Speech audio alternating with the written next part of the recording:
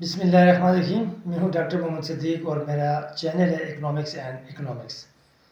याद रखिए मेरा चैनल पेवरली स्टूडेंट के लिए, स्टूडेंट के अलावा भी लोग इस्तेफ़ादा हासिल कर सकते हैं, लेकिन जो मैंने वीडियोज़ बनाई हैं ये बिल्कुल स्टूडेंट के कोर्स कंटेंट के मुताबिक और बिल्कुल जो बीएस के स्टूडेंट ख़ुसूसी तौर पर इंटरमीडिएट लेवल के और एडवांस लेवल के जो स्टूडेंट हैं ये उनके लिए वीडियोज़ हैं। चूँकि मैथमेटिक्स की इन्वॉल्वमेंट माइक्रो इकोनॉमिक्स में, मैक्रो में और बाकी इकोनॉमिक्स के पेपर में बहुत ही ज़्यादा है, ख़ुसूसन लीनियर अलजेब्रा,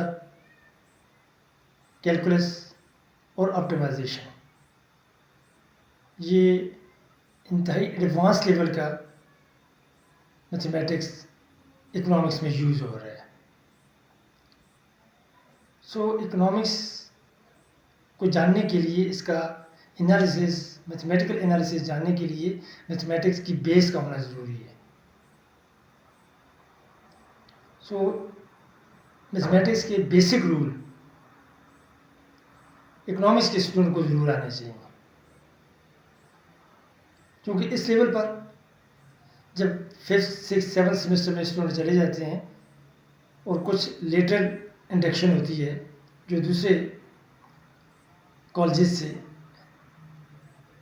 स्टूडेंट इनरोल होते हैं, तो उनके लिए चूँकि यहाँ पर एडवांस लेवल की माइक्रो इकोनॉमिक्स और मैक्रो इकोनॉमिक्स होती है, तो उनके लिए ये चीज़ें समझनी ज़रा मुश्किल हो जाती हैं।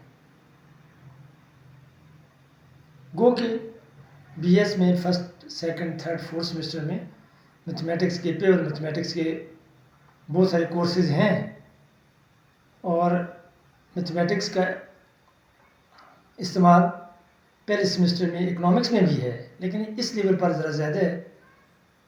इसलिए मैंने सोचा कि पहले डेरिवेटिव्स ले लेते हैं, इंटीग्रल्स ले लेते हैं, ऑप्टिमाइजेशन ले लेते हैं, और फिर जब हम इकोनॉमिक एप्लीकेशन करेंगे और फिर उसके बाद जब हम दोबारा इनको माइक्रो इकोनॉमिक्स में यूज़ करेंगे तो स्टूडेंट के लिए अंडरस्टैंड करना, उसको अप्रीहेंड करना इंतहाई ज़्यादा आसान हो जाएगा। पार्शियल डेरिवेटिव हम कब लेते हैं, क्यों लेते हैं? कि जब हमारे पास इंडिपेंडेंट वेरिएबल एक से ज़्यादा हो, 1 से ज़्यादा 2 हो या 2 से ज़्यादा हो, पार्शियल डेरिवेटिव लेते हैं। Change in dependent variable resulting from change in one of the variables, एक एक करके लेंगे। जिस तरह एग्जांपल कि z is function of x and y equal to 5x power 5 plus xy square plus 6y power 3। यहाँ आप देख सकते हैं कि x और y दो वेरिएबल्स हैं। हमने डेरिवेटिव लेना है पार्शियल डेरिवेटिव। पार्शियल डेरिवेटिव के लिए जो नोटेशन यूज़ होती है वो x या f(x), यहाँ इसकी फुट में यानी बेस में जब आप x लिख लेंगे ब्रैकेट के अलावा, तो ये partial derivative with respect to x को डिनोट कर रहा है। इस तरह भी हम कर सकते हैं। Is equal to partial derivative बिल्कुल ऐसे ही होगा, लेकिन जहाँ पर x अपीयर हो रहा है उसी को हमने लेना है। 5 5 25 x पावर 4, एक इसमें से लेस हो गया, प्लस अब यहाँ पर चूँकि y है लेकिन ये मल्टीप्लाई हो रहा है, सो ये एज अ कांस्टेंट ट्रीट होगा, तो इसको हम ऐसे ही छोड़ देंगे। वो x का डेरिवेटिव 1 आ गया, सो y पावर 2। ये क्यों कि x पावर 1 है, 1 माइनस 1 0 हो गया जो कि 1 के बराबर है, और चूँकि y इसी तरह मल्टीप्लाई हो रहा है, वो कि ये कांस्टेंट है लेकिन मल्टीप्लाई हो रहा है, तो ये y स्क्वायर रह जाएगा, और यहाँ पर चूँकि कोई भी x नहीं है, नतीजतन इसका डेरिवेटिव 0 हो जाएगा, y का डेरिवेटिव 0 हो जाएगा। इसी तरीके से विद रिस्पेक्ट टू y, यहाँ पर y नहीं है और यहाँ देखिए y है, x है, मल्टीप्लाई हो रहा है, इसको छोड़ दें। 2xy प्लस 18y पावर 3, कैसे? इसको मल्टीप्लाई करना है और 3 में से 1 माइनस करना है, तो हमारा ये रिजल्ट आ गया, इसका डेरिवेटिव 0 हो जाएगा। इस तरीके से हम इसका डेरिवेटिव लेते हैं। ये सिंपल पहला हमारा रूल है, सम डिफरेंस रूल भी आप इसको कह सकते हैं। इकोनॉमिक एग्जांपल से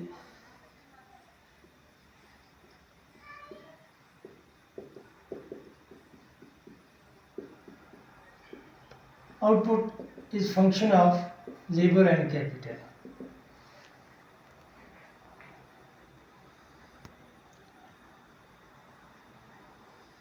आइसोक्वांट है, लेबर और कैपिटल का फंक्शन है, और मैं कॉब डगलस फंक्शन ले लेता हूँ। इसके साथ एफिशिएंसी पैरामीटर भी है, ये नॉलेज है जो कि ए है। अब देखिए यहाँ जब इसका डेरिवेटिव लेंगे, पार्शियल डेरिवेटिव लेंगे आउटपुट का विद रिस्पेक्ट टू लेबर, तो वो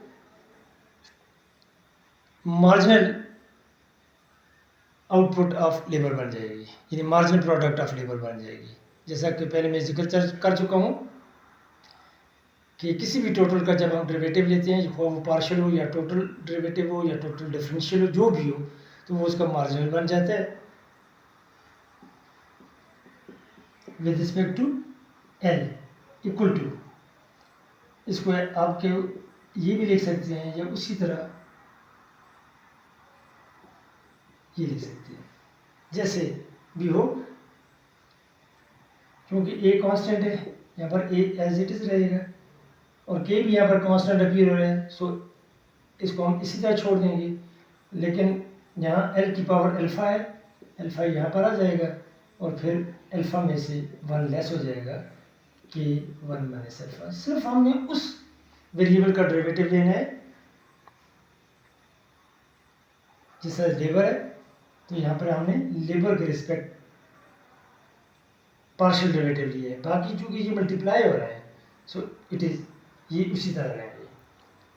इसी तरह विद रिस्पेक्ट टू के, यानी ये असल में मार्जिनल प्रोडक्ट ऑफ लेबर, ये पहले मैंने बता दिया। अब ये मार्जिनल प्रोडक्ट ऑफ कैपिटल है,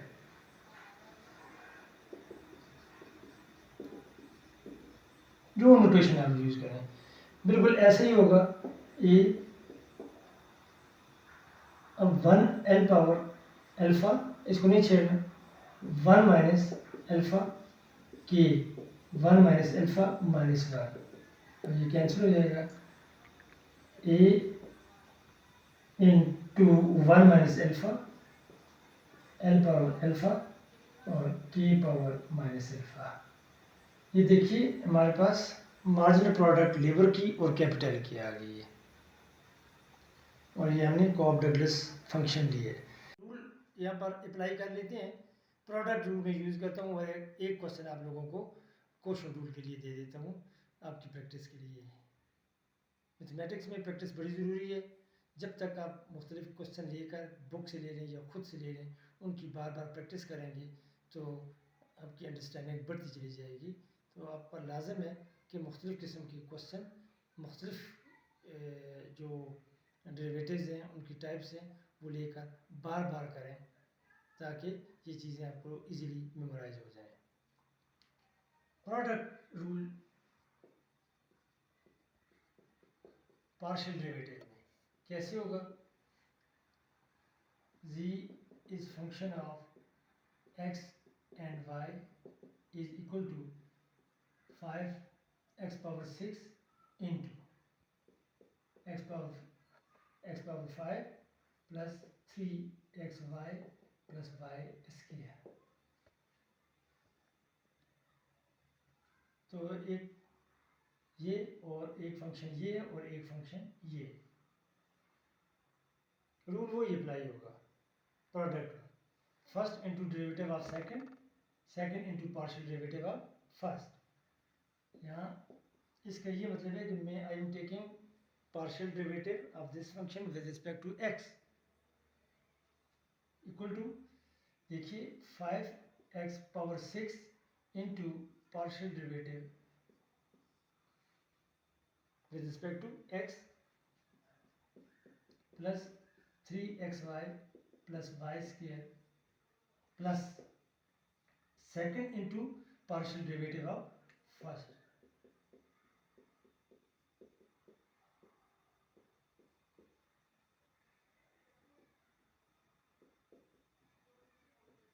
ये देखो, तो इस फॉर्मेट को, इस पैटर्न को देखिए, first into derivative of second, second into derivative of first, बस ये प्रोडक्ट रूल है, इसको आपने फॉलो करना है। ये विद रिस्पेक्ट टू एक्स है 30, ये इसको चेंज नहीं करना है क्योंकि यहाँ डेरिवेटिव नहीं है। 5x⁶, अब देखिए इंटू 5x⁴ प्लस, यहाँ देखिए ये भी कांस्टेंट है, ये भी कांस्टेंट है, क्योंकि y इस वक्त यहाँ पर कांस्टेंट ट्रीट हो रहा है। x⁴ है, सो इसका डेरिवेटिव 1 हो जाएगा। 3y, y का डेरिवेटिव 0 प्लस यहाँ x⁵ plus 3xy plus y square. अब इसका डेरिवेटिव देखिए 30x⁵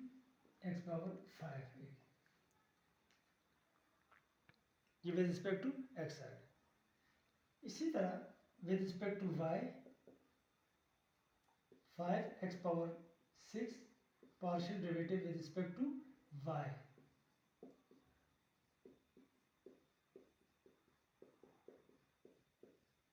plus second into partial derivative with respect to y।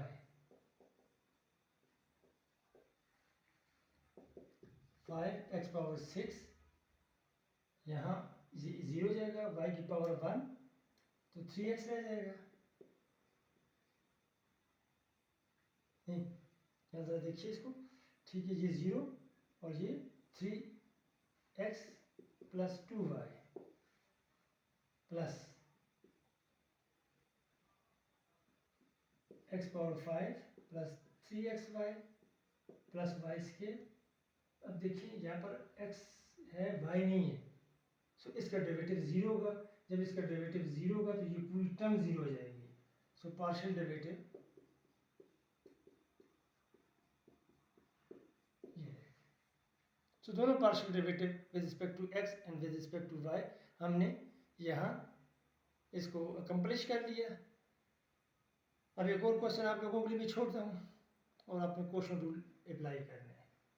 और सुना है कि ये कौन सी यूटिलिटी है। मैं तो टोटल यूटिलिटी ले लेता हूँ, आपने बताना है कि आप जब आपने इसका पार्शियल डेरिवेटिव लिया तो ये कौन सी यूटिलिटी है। क्वेश्चन रूल का आपके लिए क्वेश्चन,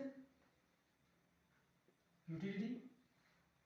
अब हम कहते हैं कि यूटिलिटी दो कमोडिटीज हैं, x1 x2,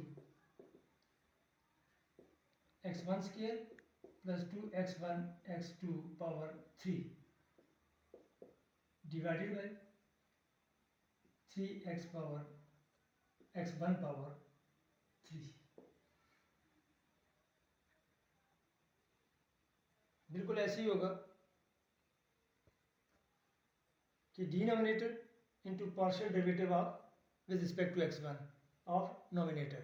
फिर रिपीट करता हूँ, denominator into partial derivative with respect to x1 of numerator minus numerator into partial derivative with respect to x1 of denominator divided by square of this denominator. With respect to x1 करेंगे तो marginal utility x1 commodity की आ जाएगी। इसी तरह जब with respect to x2 करेंगे तो marginal utility with respect to x2 commodity आ जाएगी। इसको आपने करना है और इसको कंप्लीट करेंगे। कोई एक दो क्वेश्चन और भी कर लीजिएगा तो आप देखिएगा कि ये सारा आप लोगों के लिए कितना आसान हो जाता है। इसके अलावा एक्सटेंडेड पावर रूल है और वो भी मैं जल्दी से कर लेता हूँ, जिसमें चैन रूल हम यूज़ करते हैं, लेकिन मैं यहाँ डायरेक्ट कर लेता हूँ। एक्सटेंडेड पावर रूल,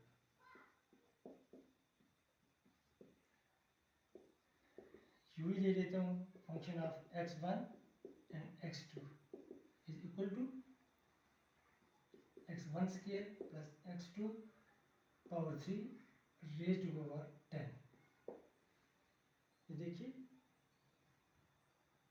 यहाँ पर एक्सटेंडेड पावर यूज होगा क्योंकि ओवरऑल जो पावर है वो 10 है।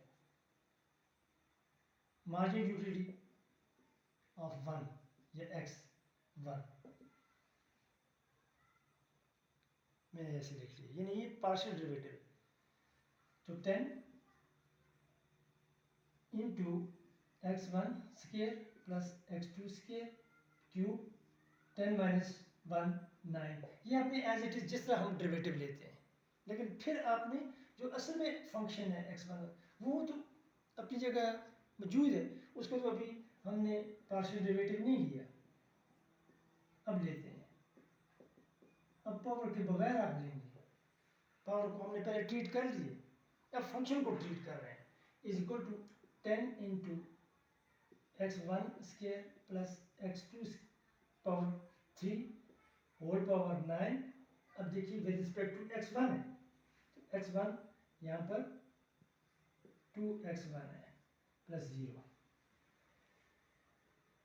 ये margin utility with respect to x1 आ गई। Margin utility with respect to x2 इसको आज एज इट इज लिखें, 10 into x1 square plus x2 cube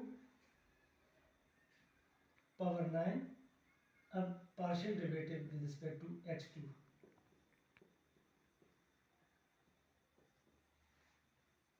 ये तो ऐसे ही रहेगा, लेकिन अब इसका पार्शियल डेरिवेटिव 3x2 पावर 2, ये 0 हो जाएगा, 3x2 पावर 2, ये आपका रिजल्ट आ जाएगा।